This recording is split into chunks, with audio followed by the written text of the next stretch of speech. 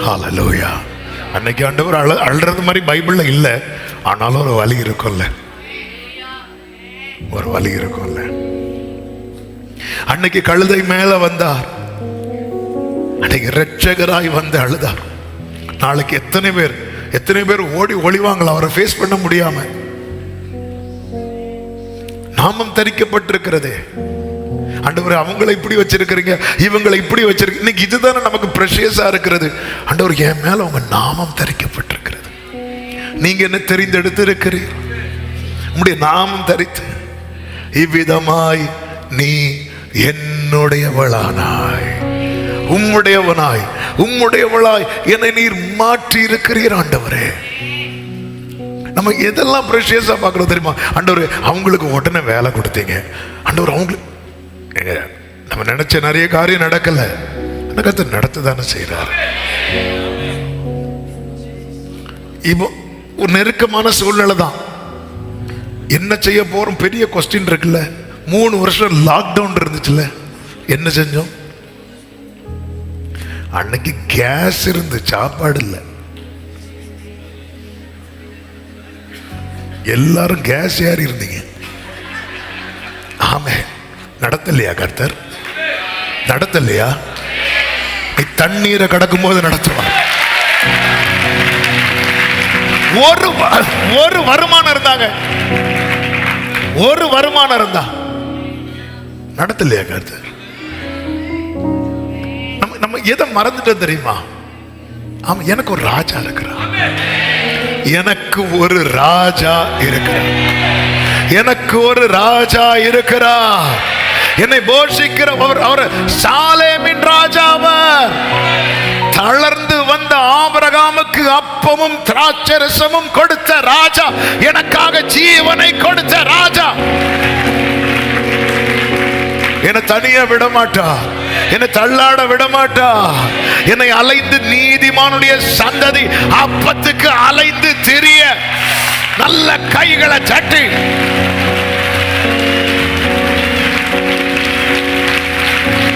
கைகளை உயர்த்தி சொல்லுங்க, நான் உம்முடையவன்.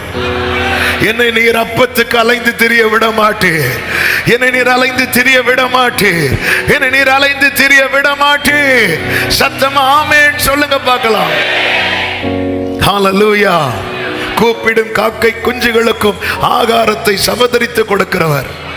சிம்சோன் என்னதான் ட்ராக் மாறி போனாலும் அவன் மேல அவருடைய அபிஷேகம் இருக்கு.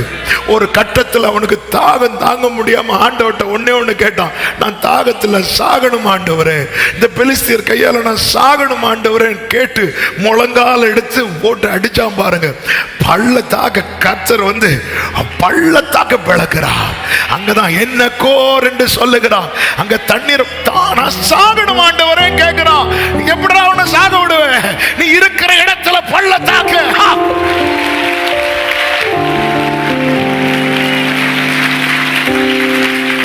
எல்லா வாசலும் அடைப்பட்ட நிலையில இந்த கேள்வியோட யாராவது இருக்கிறீங்களா? உன் மேல் அவர் நாமம் தரிக்கப்பட்டிருக்கிறது. எருசலேமே, நான் சாகணும் ஆண்டவரே, நான் சாகணும் ஆண்டவரே. ஹல்லேலூயா, ஹல்லேலூயா. நான் சாகணும் ஆண்டவரே. எவ்வளவு பெரிய பலசாலிங்க சிம்சோன். அந்த ரங்கத்தில் அவன் அழுக, வெளியெல்லாம் அழ மாட்டார், வெளியெல்லாம் பலசாலி. அப்படி வர வந்தாலே பெலிஸ்தீன் ஓடுவான். ஆனா உள்ள போய் நான் சாகணுமாப்பா, பள்ளத்தாக்க என்னக்கோ நீர் எந்த துணையா, தாகம் தீர்க்கும் ஆமென். என்னக்கோ நீர் எந்த துணையாளரே, தாகம் தீர்க்கும் ஜீவத்தண்ணீரே. ஆமென். ஆவியானவரே,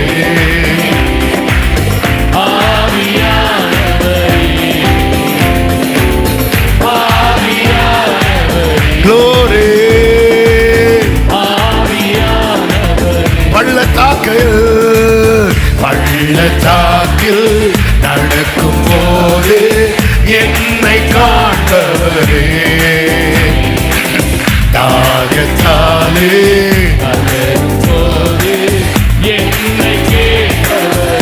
பள்ளத்தாக்கில்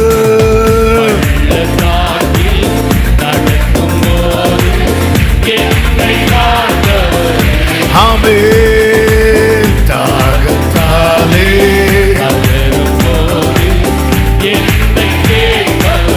என்னக்கோ நீ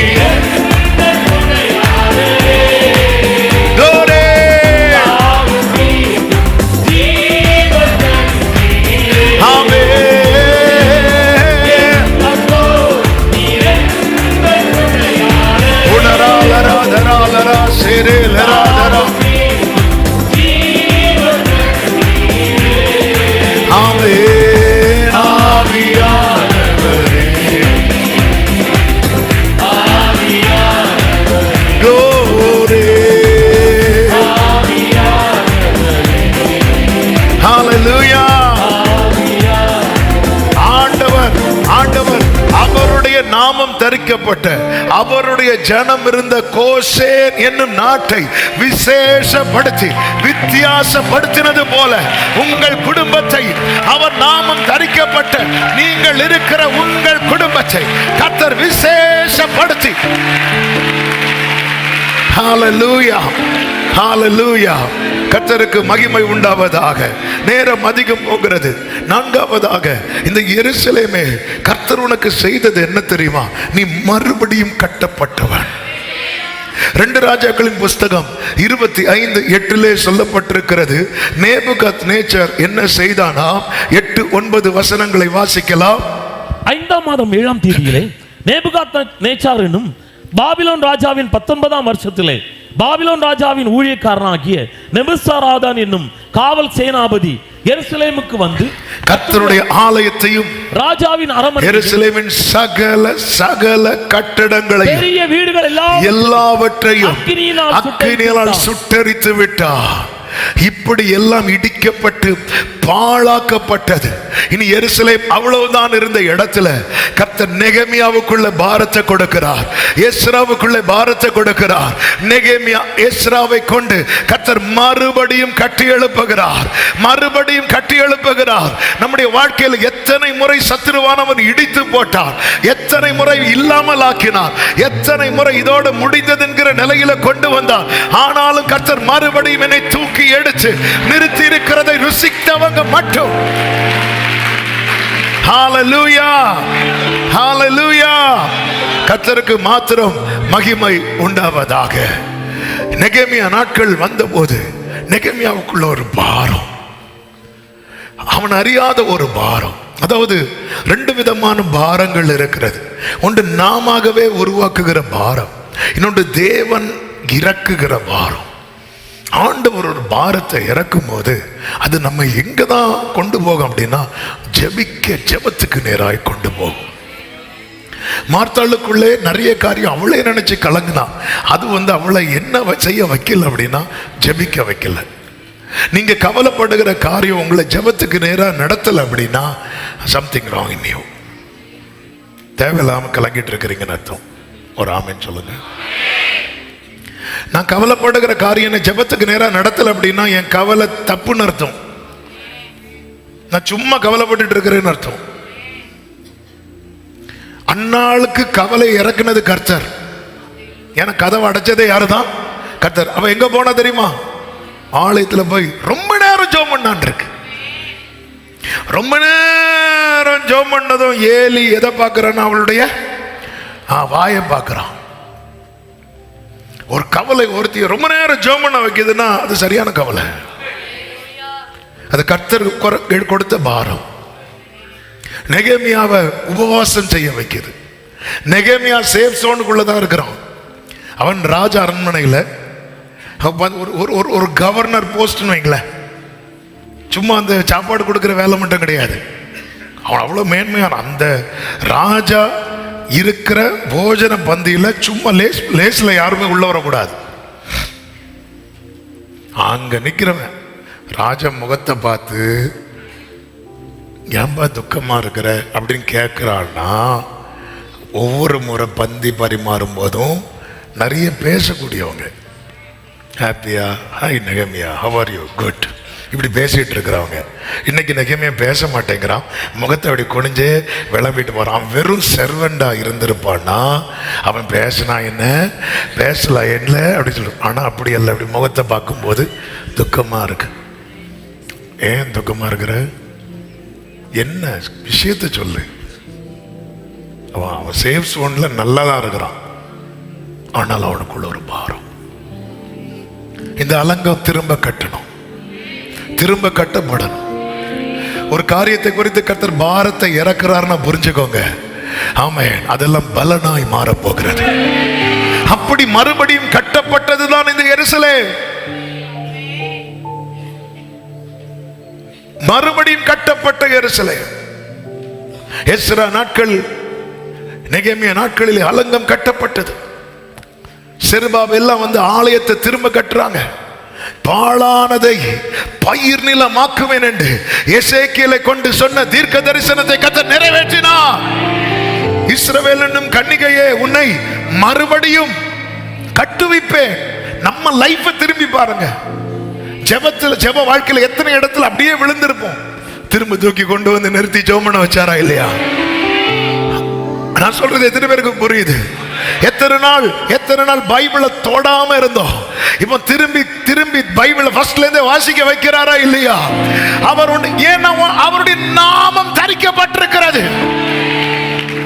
இத்தனை பட்டணங்கள் இருக்க எருசலேமே, உன்னை கர்த்தர் விரும்பி தெரிந்தெடுத்திருக்கிறார்.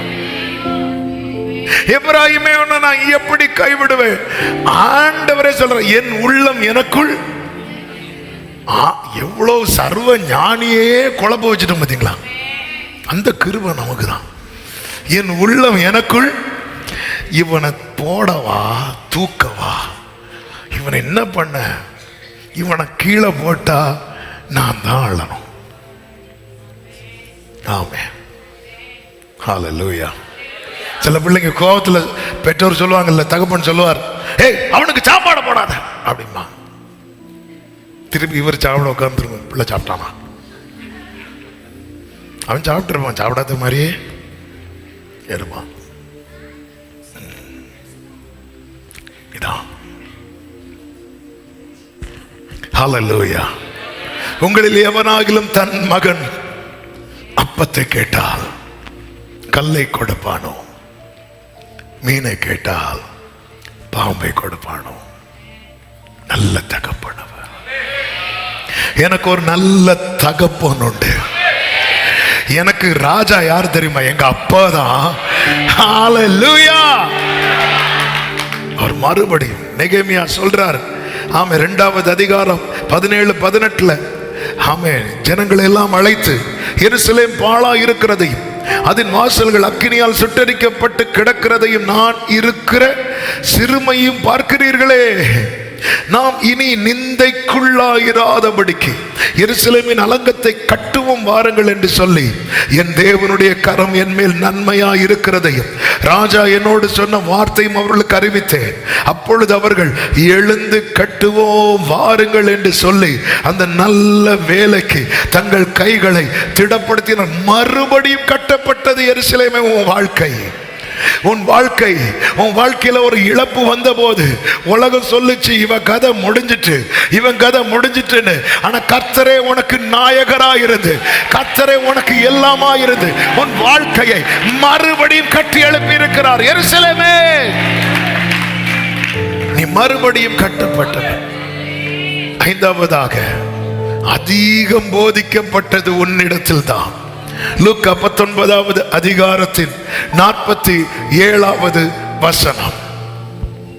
அவர் நாடோறும் தேவாலயத்தில் உபதேசம் பண்ணி கொண்டிருந்தார். பிரதான ஆசாரியரும் வேதபாரகரும் ஜனத்தின் மூப்பரும் அவரை கொலை செய்ய வகை தேடியும் நாள்தோறும் அவர் எருசலேம் தேவாலயத்தில் என்ன பண்ணி கொண்டிருக்கிறார் தெரியுமா? அதிகமாய் வார்த்தைகள் அதிகம். ஏன் எருசலேமுக்கு தேவன் இப்படி ஆஃபர் வைக்க காரணம் என்ன? ஏன்னா எருசலேமை குறித்த தேவனுடைய ஒரு பெரிய திட்டம் இருக்கிறது. என்ன திட்டம்? மீகா தீர்க்கதரிசன புஸ்தகம் 4வது அதிகாரம் அதனுடைய 1-2 வசனங்கள். மீகா 4:1-2 வசனங்கள். ஆனாலும் கடைசி நாட்களில் கர்த்தருடைய ஆலயமாகிய பர்வதங்களின் கொடுமுடியிலே ஸ்தாபிக்கப்பட்டு மலைகளுக்கு மேலாக உயர்த்தப்பட்டிருக்கும். எல்லா ஜாதிகளும் அதனிடத்திற்கு ஓடி வருவார்கள். திரளான ஜாதிகள் புறப்பட்டு வந்து நாம் கர்த்தரின் பர்வதத்துக்கு யாக்கோபின் தேவனுடைய ஆலயத்துக்கு போவோம் வாருங்கள். அவர் தமது வழிகளை நமக்கு போதிப்பார், நாம் அவர் பாதைகளில் நடப்போம். அடுத்த வார்த்தை, ஏனெனில் சீயோனிலிருந்து வேதமும் எருசலேமில் இருந்து கர்த்தர் உங்களுக்கு அநேக வார்த்தைகளை தந்து கொண்டிருப்பதின் காரணம் என்ன தெரியுமா? உங்களிலிருந்து அந்த வேதம் வெளிப்பட வேண்டும் என்பது கர்த்தருடைய சித்தமாய் இருக்கிறது. சபையே, இதுதான் உன்னை குறித்த தீர்க்க தரிசனம். என்னை நோக்கி வார்த்தை வருகிறது. ஒரு நாள் 2 நாள் அல்ல, நாள்தோறும் வருகிறது. அதிகமாய் வார்த்தையை கேட்கிற சபையே, எதற்காக? உன்னிலிருந்து வேதம் பரத்திலிருந்து என்னிடத்தில் வருகிறது. நாளைக்கு என்னிலிருந்து அந்த வேதம் வெளிப்படணும். எத்தனை பேர் விரும்புறீங்க? எத்தனை பேர் விரும்புறீங்க? இது வெளிப்படல. இதுதான் நாள்தோறும் போதிக்கிறார், அதிகமாய் போதிக்கிறார். அவரை பிடிச்ச ஆலயத்திலிருந்தெல்லாம் வெளியே தள்ளுவாங்க. அடுத்த வாரம் வந்து திருப்பி டீச் பண்ணுவார். ஏன்னா அவருடைய நோக்கம் என்ன தெரியுமா? அவர் சொல்றார், நான் அதை நிறைவேற்ற வந்திருக்கிறேன். என்னில் இருந்து வேதம் வெளிப்பட எனக்கு அதிகமாய் போதிக்கிற கர்த்தர்.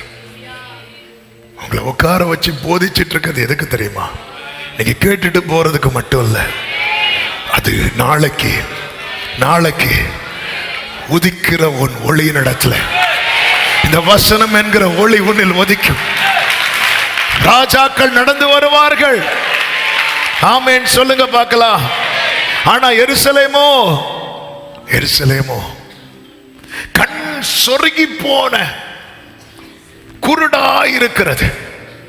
இதுதான் அவருக்கு வழி.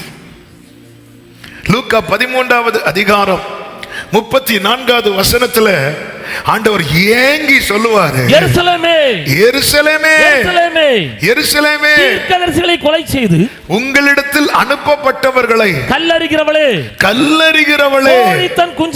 கோழி தன் குஞ்சுகளை சிறகுகளின் கீழே கூட்டி சேர்த்துக் கொள்ளும் வண்ணமாக நான் எத்தனை தரமோ உன் பிள்ளைகளை கூட்டி சேர்த்துக் கொள்ள மனதாயிருந்தேன்.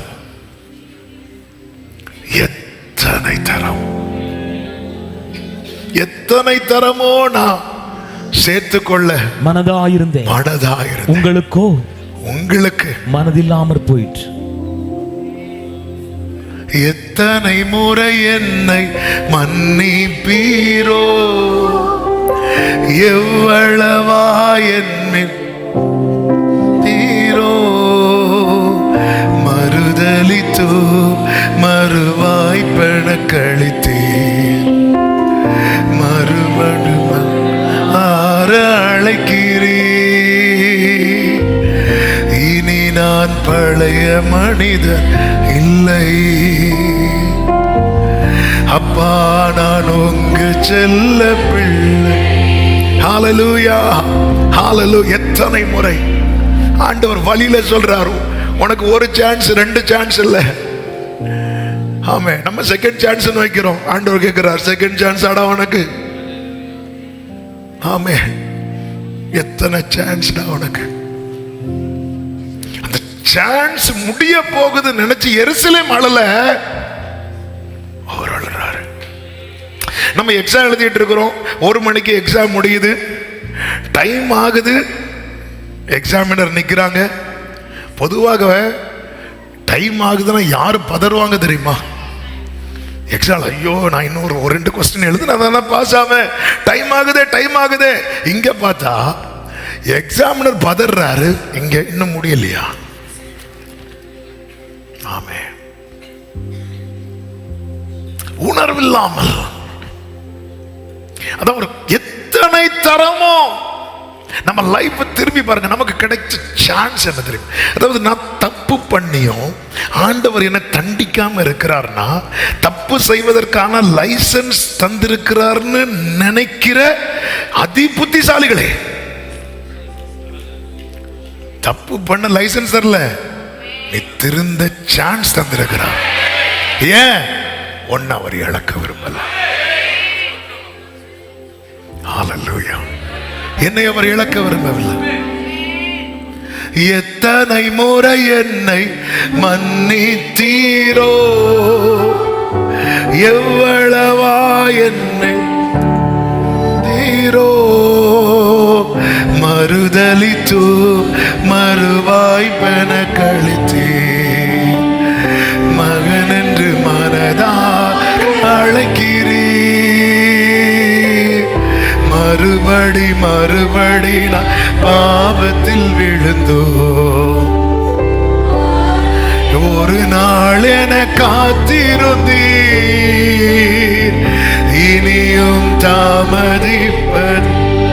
மறுபடி மறுபடி நான் பாவத்தில் விழுந்தும் மாறுவேன், ஒரு நாள் என காத்திருந்தீர். இது அலங்கார வார்த்தை அல்ல, இது உண்மையான வார்த்தை.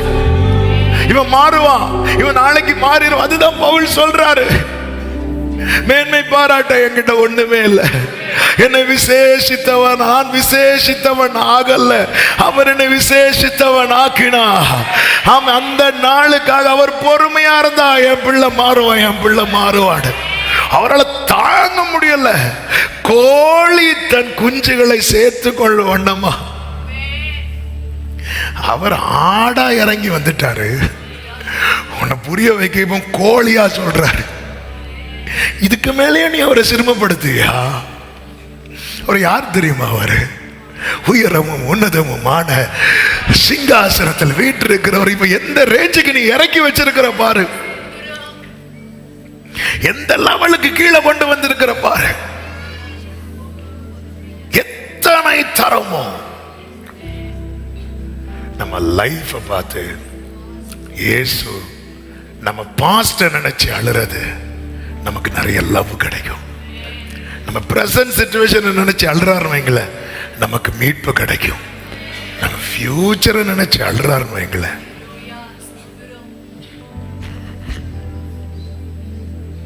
ஏன்னா ஒரு ஃபியூச்சரை பார்த்துட்டார்ல. நாளைக்கு என்ன நடக்க போகுது? லூக்கா 19வது அதிகாரம் அதனுடைய 43வது வசனம். உன்னை சந்திக்கும் காலத்தை நீ அறியாமல் போனபடினாலே உன் சத்துருக்கள் உன்னை சூழ மதில் போட்டு உன்னை வளைந்து கொண்டு எப்பக்கத்தில் நெருங்கி அவரால் தாங்க முடியல. ஆமென். ஹல்லேலூயா, ஹல்லேலூயா. என்ன ஆண்டவர் சொல்ற 42வது வசனத்துல, இப்பொழுது அவைகள் உன் கண்களுக்கு மறைவா இருக்கிறது. எவ்வளவு பெயின் இருக்கும் பாருங்க. நீங்க இந்த லூக்கா 19வது அதிகாரம் இருக்குல்ல, லூக்கா 18வது அதிகாரத்துல லாஸ்ட்ல ஒரு சம்பவம் நடக்கும். என்ன தெரியுமா? அவர் எரிகோவுக்கு போவார். அங்க வழியில யார் உட்கார்ந்திருப்பா தெரியுமா? வழியில யார் உட்கார்ந்திருப்பா? எரிகோவுக்கு போகிற வழியில யார் உட்கார்ந்திருந்து பிச்சை கேட்டுட்டு இருப்பா? ஒரு குருடன். அந்த குருடனுக்கு தெரியுது, எரிகோவில் இருக்கிற குருடனுக்கு இயேசு யாருன்னு தெரியுது. எருசலேமில் இருக்கிற தேவ பிள்ளைகளுக்கு இயேசு யாருன்னு தெரியல. எரிகோவில் இருக்கிற எரிகோவில் இருந்த சகைவுக்கு இயேசுவை பார்க்கணும்னு ஆசை இருக்கு. எருசலேமில் இருக்கிற அவருடையவர்களுக்கு இயேசுவை பார்க்கணும்னு ஆசை இல்லை. இதான் ஒரு வழி. கண்கள் இருந்தும் காணாதவர்களாக இருக்கிறார். ஆனா ஒரு குருடனுக்கு தெரியுது, நசரேயனாகிய இயேசு போகிறார்னு அவன்கிட்ட சொல்றாங்க. ஆனா அவன் எப்படி சத்தம் போட்டான் தெரியுமா? தாவீதின் குமாரனின் சத்தம். அவனுக்கு தெரியுது இது யாருன்னு. இயேசுவை யாருக்கு தெரியுதோ அவங்க தான் கண் திறக்கப்பட்டவர்கள். இயேசுவை யாருக்கு தெரியலையோ அவர்கள் குருடர்கள். அதனாலதான் இப்பொழுது உன் கண்களுக்கு மறைவாயிருக்கிறது. அதன் அர்த்தம் என்ன? உன் லைஃப் கிரேஸ் பீரியட் முடிய போகுது. இதுவரை நீ எதை நினைச்சிட்டு இருந்த? அக்கினி மதிலாய் கர்த்தர் இருப்பார், கர்த்தர் இருப்பார். இப்போ கர்த்தர் சொல்றார், இனி கர்த்தர் உனக்கு மதிலா இருக்க மாட்டார், சத்துருக்கள் உன்னை சூழ மதில் போடுவாங்க. கர்த்தர் மதிலா இருந்தால் நாம் காக்கப்படுவோம், சத்துரு மதிலா இருந்தா அவ்வளவுதான். தூங்கவா செய்யறான் இவன்? குத்து ஈட்டியால எழும்பி உக்காந்துருப்போம். உக்காந்துட்டா இருக்க, எழும்பி நட, உட்கார முடியல, நடந்துட்டு இருப்போம். என்ன சும்மா நடந்துட்டு இருக்கிற? அலைக்கழிக்கிறவன் சத்துரு. இன்னைக்கு நிம்மதியா இருக்க முடியுதா வீட்டுல? நிம்மதியா ஆண்டவர் தருகிற வாழ்க்கையில ஒரு நிறைவோடு இன்னைக்கு காணப்படும். என்ன சுத்தி மதில் போட்டிருக்கிறது யாரு? ஆண்டவருடைய வேதனை. எத்தனை தரமோ உன்னை சந்திக்கும் காலம். இந்த பாம் சண்டே ஒரு ஒரு ஒரு ஒரு ஒரு ஒரு நார்மலா ஒரு பாரம்பரிய பண்டிகையா இராமல், ஆமே, இயேசு கண்ணீர் விட்டு அழுகிற நிலைமைக்கு என் வாழ்க்கை இருக்குமானால் நான் திரும்ப வேண்டிய நாள் இது. இது கர்த்தர் உண்டு பண்ணின நாள். இது கர்த்தர் உண்டு பண்ணின நாள். நாம் கலிகூர கர்த்தரை நோக்கி கேளுங்கள். கர்த்தாவே ரட்சியும், கர்த்தாவே காரியத்தை வாய்க்க பண்ணும். ஆண்டவரை ரட்சியும் ஓசன்னா என்று பாடின சத்தத்தை எருசலேமுக்குள்ள என்ட்ராகும் போது அங்கு இருக்கிறவங்களுக்கு அது பிடிக்கல. உடனே சொல்றாங்க, இவங்களை பேசாதபடிக்கு அதட்டுங்க. ஆண்டவர் கண்ணீர் விட்டு அழுகிறார். என்ன கேட்கிற அன்பு சபையே, எவ்வளோ வார்த்தைகளை கேட்கிறோம். நம்முடைய வாழ்க்கை எப்படி போய்கொண்டிருக்கிறது? தன்னிச்சையாய் விடப்பட்ட காட்டுக்கழுதை போல சுற்றி திரிந்து கொண்டு, ஞாயிற்றுக்கிழமை கொஞ்ச நேரம் கிறிஸ்தவர்கள் ஆகிவிட்டோம், அதனால கொஞ்ச நேரம் சர்ச்சில் வந்து உக்காந்துட்டு போகலாம் அப்படின்னு வந்திருக்கிறோமா? இல்ல. நம் ஃபியூச்சரை பார்த்து ஆண்டவர் கண்ணீர் விட்டு அழுகிற நிலைமை இருக்கவே கூடாது. நாம எதிர்காலத்தை நினைச்சு அழுகிறதெல்லாம் மாறுறதுக்கு வாய்ப்பு நிறைய இருக்கு. ஆண்டவர் அழுதுட்டான்னு வைங்களேன், சே இவன் மட்டும் பிறக்காம இருந்திருந்தா அப்படின்னாரு, அதோட முடிஞ்சு யூதாஸ் கதை. யூதாஸுக்கு வாய்ப்பு அதோட முடிஞ்சு. அந்த டோர் அங்க க்ளோஸ் ஆகுதுன்னு அர்த்தம். கிருபையின் காலம் முடியுதுன்னு அர்த்தம். காலத்தை பிரயோஜனப்படுத்துவோம். கர்த்தரிடம் திரும்புவோம். கர்த்தர் உங்களை ஆசீர்வதிப்பார். எல்லாரும் எழுந்து நிற்கலாமா? வாழ்நாளை எல்லாம் வீணாளாய் வருத்தத்தோடு கழிப்பது ஏன்? வாழ்நாளை எல்லாம் வருத்தத்தோடு வந்தவர் பாதம் சரணடைந்தார். வாழ்த்து உன்னை சேர்த்துக் கொள்வார். வருவார், அழைக்கிறாரே. வருவார்,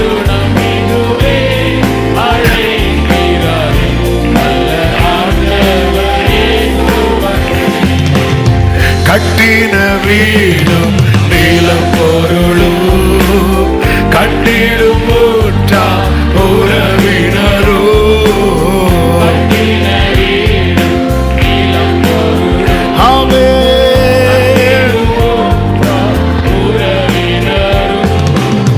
கூடு விட்டு நாவி போனார், கூட உன்னோடு வருவதில்லை.